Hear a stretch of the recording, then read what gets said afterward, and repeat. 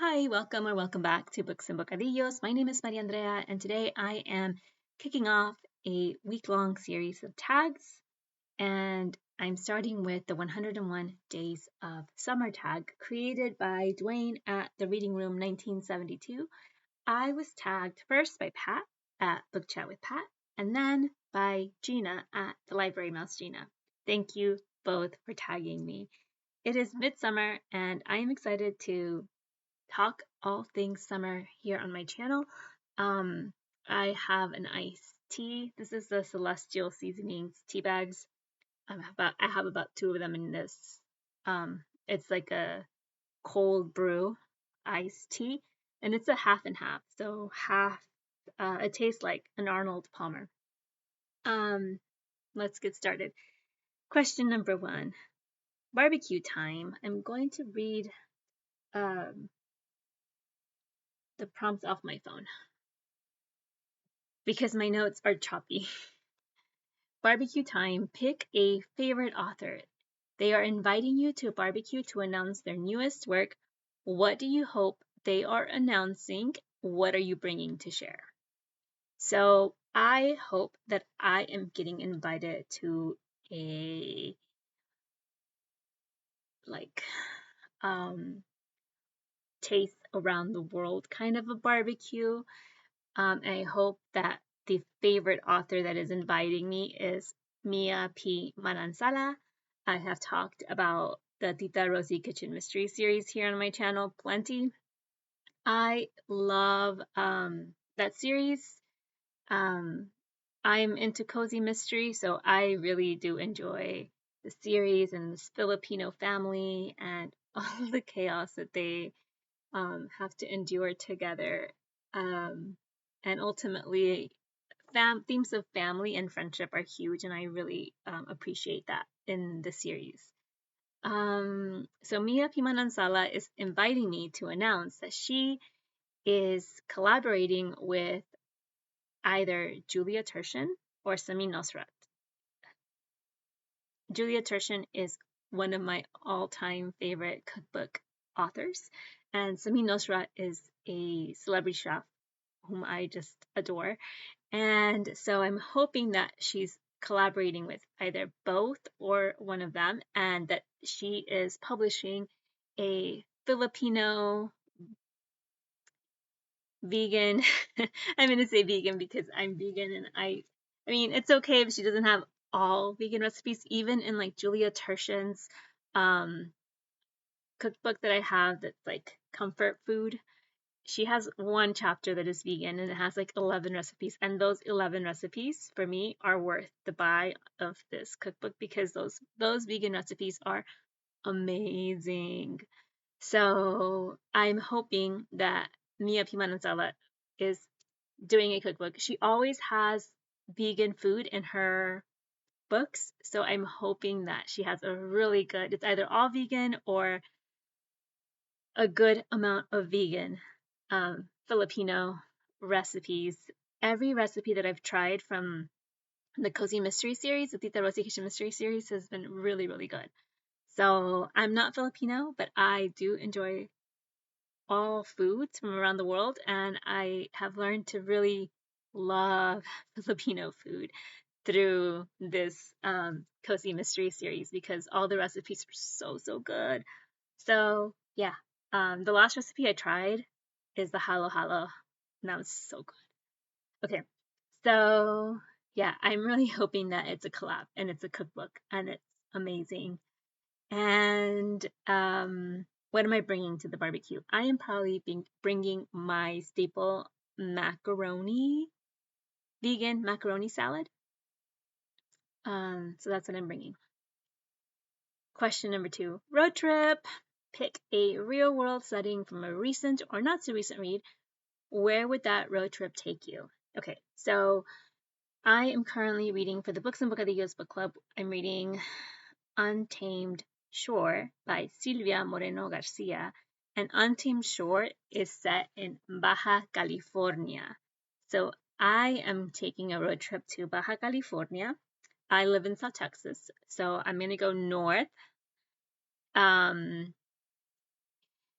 to San Antonio first, and I'm gonna stop at my favorite vegan restaurant in San Antonio. And in San Antonio, if you are in San Antonio, you must try, I'm gonna say vegan, but whatever, try a milkshake. San Antonio has like the best milkshakes in Texas, I think. Like they are the milkshake capital of our state. So I'm gonna stop in San Antonio to eat at my favorite vegan restaurant, and I'm gonna have a strawberry vegan milkshake and hit the road on to towards, no, go north. I'm going to go north to New Mexico, and I'm going to Albuquerque, and I'm going to stop at, hopefully it'll all coincide with the hot air balloon festival that's on my bucket list. I've always wanted to go to this hot air balloon festival in Albuquerque. So I'm going to stop at the hot air balloon festival and make that maybe like a weekend stay in Albuquerque. And then I'm going to keep going west towards Phoenix, Arizona. And in Phoenix, Arizona, I'm probably doing like a library slash bookstore crawl. I was reading some articles about like bookish places in Phoenix, and there's seems like there's a lot of like great libraries with a lot of First Nations literature, and there's probably also a lot of history. And I think that there's this one like first drafts bookstore that has like a bookstore bar. That would be really cool to see. And yeah, like do a crawl of all the libraries and the indies in the vicinity. And then I keep going west from Phoenix. My next big stop would be San Diego. And I've been to San Diego before. Might just see what vegan restaurants they have. I'm hoping that they probably might have a really good vegan Mexican restaurant, but or like a cool hip taqueria that has vegan options. So I'm gonna go to San Diego, and then I'm gonna go south to Tijuana, and I'm going to explore Tijuana for a little bit, and then I eventually want to make it over to Ensenada, and that's a beach town, and just enjoy the beaches of Baja California. So that is my road trip. I saw in Google that from my house to Tijuana, it would be a 21-hour car ride. So that's actually shorter than the car ride to my college or to visit my sister-in-law.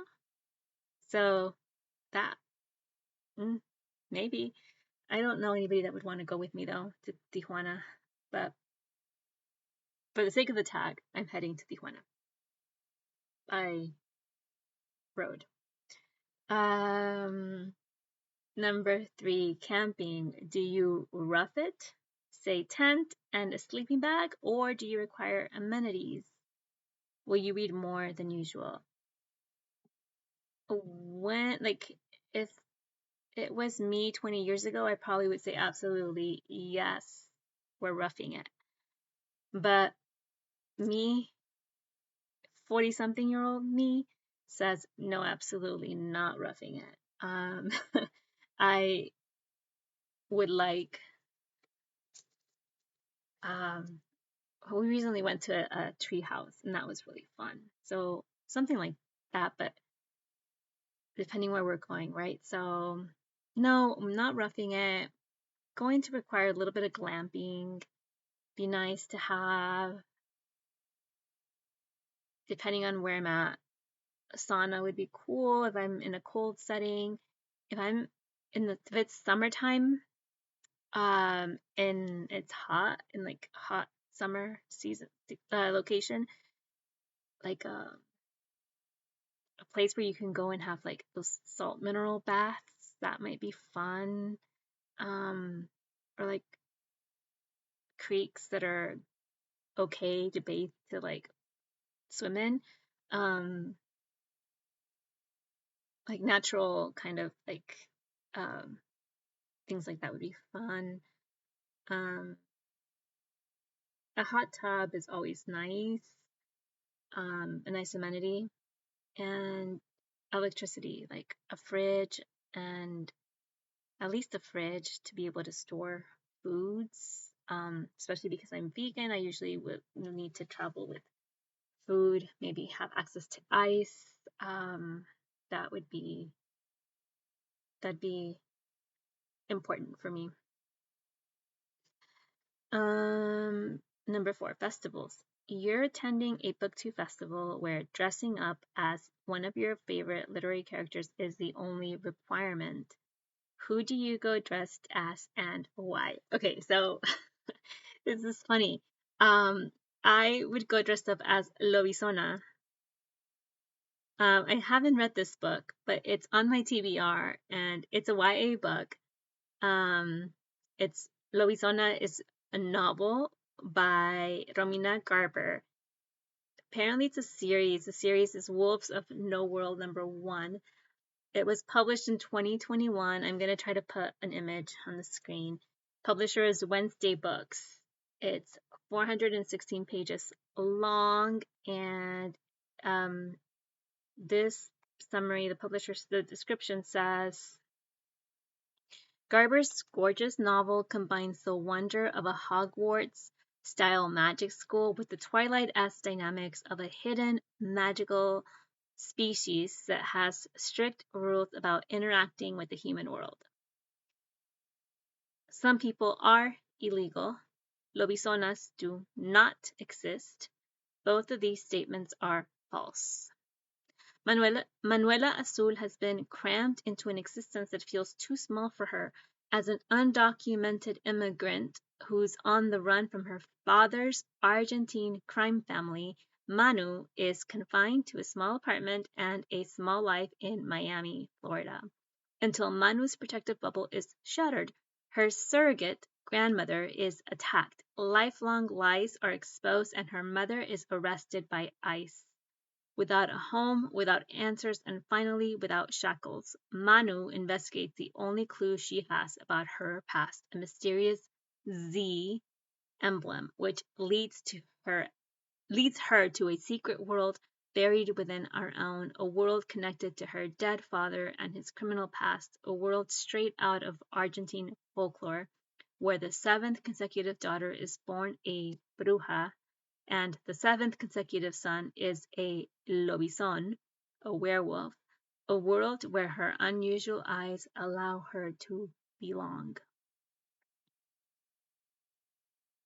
As Manu uncovers her own story and traces her real heritage all the way back to a cursed city in Argentina, she learns it's not just her U.S. residency that's illegal, it's her entire existence. With vivid characters that take on a life of their own, beautiful details that peel back the curtain on Romina's Argentinian heritage, and cutting prose, Romina Garber crafts a timely tale of identity and adventure. This is a blurb by Tomi Adeyemi, author of Children of Blood and Bone. Romina Garber is a New York Times and international bestselling author whose books include Lobizona, Cazadora, and the Zodiac Quartet. Born in Buenos Aires, Argentina, and raised in Miami, Florida, Romina landed her first writing gig as a teen. College, she wrote a weekly Sunday column for the Miami Herald that was later picked up for national syndication, and she hasn't stopped writing since. She's a graduate of Harvard College and a Virgo to the core. So Lobizona. If I get to post a cover here, you'll see Lobizona's hair is really amazing. So those extensions and like would be really fun to wear. So I would dress up as Lobizona. Next is 5. Slice of life. Going back to my prompts here on my phone. What is something others may consider simple or mundane, but is something you can't see a summer without? Iced tea. Definitely cannot live without it in the summer. Um, 6, scary story. Which author would you invite to go camping with you, knowing you would want to hear the scariest story they can tell around the campfire? Well, if it's dead or alive, like my first thought was Shirley Jackson. But if it has to be someone who is alive, I would say Hilary Lecter. Hilary Lecter has this micro horror story in this collection of like super short horror stories. I have it, but I keep it in my car because it's always with me. Because sometimes I just need a little bit of a horror story while I'm waiting in line or something. So I keep it in the car. But anyway, Hilary Lecter has this really, really great horror story in that collection, that anthology, and I would love to hear other horror stories that she has to tell. 7. First love or summer crush. A romantic interest during the summer months often leads to a bittersweet ending or a lasting impact. Which do you prefer to read? How does the age of the characters affect this opinion?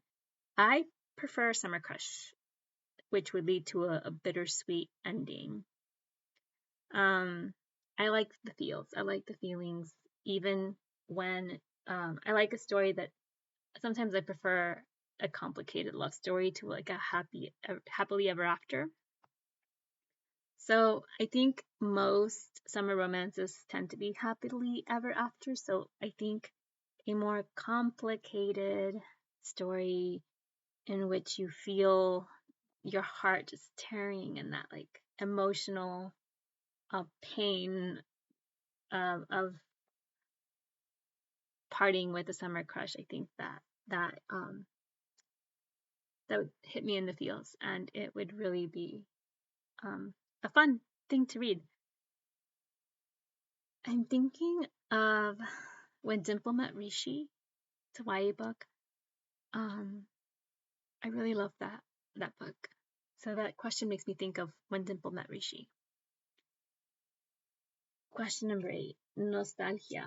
What book or books instill in you an overwhelming sense of summer nostalgia? They don't necessarily have to take place during summer, but rather they somehow are attached to summer for you. So I have 3 books that I picked for this one, and they're all here. The first one is The Illustrated Man by Ray Bradbury. Ray Bradbury to me is like a summer author because I just discovered Ray Bradbury the summer of 1996 when I read this for my summer reading, The Illustrated Man. This is my 1996 copy. It's pretty tattered. I loved this book, and this book made Ray Bradbury one of my all-time favorite authors. So Ray Bradbury, the other Ray Bradbury book that screams summer to me is Dandelion Wine. This book is evocative of summer. So I love it. Dandelion Wine is easily, if not my favorite all-time read, one of my top 5 favorite all-time books. And then the third one that I have for this prompt is Caramelo by Sandra Cisneros. This is evocative of summer. It's a summer road trip heading from Chicago to Mexico City, I think, to visit family in Mexico during summer. And this feels relevant, relatable, and summery to me. Then I think the next question is summer stories. What is a book or books you would recommend where the summertime is the primary focus? So a couple, I have 3 for this one too. The first one that I do have a copy of on my shelves is this one, Summer. This is a graphic novel by Jillian Tamaki and Mariko Tamaki. This one won the Prince Award. It's YA, and it's just really, really beautifully illustrated. It takes place during the summer, and it's 2 friends Okay, Back says here a Caldecott Honor Book, a Prince Honor Book, an Eisner Award winner, New York Times Notable Children's Book of 2014. It's two friends, two families, and a lot of drama, all during the summer season. I read this a couple of years ago on a 4th of July. Read it in like a day. So the fact that I read it on the 4th of July is also a reason why I just think of summer. Another summery read is Joyland by Stephen King. Both This Summer and Joyland were recommendations that I got for Strong Sense of Place from the Strong Sense of Place podcast, and it was their episode about Strong Place of Summer. So I concur. I read this one this summer, and then Joyland by Stephen King. I don't own a copy of it, but it was definitely takes place in the summer, very evocative of summer. Overall, I enjoyed it. And then the other one I have as an ebook, I don't have a physical copy, is My Conan Only by Susanna Nix. I love Susanna Nix. She is a romance author, and she always tends to write about strong, smart, brilliant women in STEM. And I just love it. And so My Conan Only is the one that takes place in the summer. And it reminds me of summer. So I just wanted to recommend that one. If you're into sweet romance novels, that one is, I think it's a friends to lovers trope. And tag. I am tagging two friends. It's been a while since this tag has been going around, so I think most of my friends have been tagged, but I am going to tag a new to me booktuber. The channel is Redanculous. I want to say it's Dan at Redanculous. So Dan, you're tagged. And the other person is Kat at Curious Cat. She is my YouTube sister, my Booktube sister. She is a friend, a sister to me. And a few weeks ago or months ago, she did a video about designing your summer. And so I'm thinking of her as I was thinking of her as I was putting together my answers. I'm just would be curious to hear what her answers are and how her summer design is turning out. So that's it for this tag.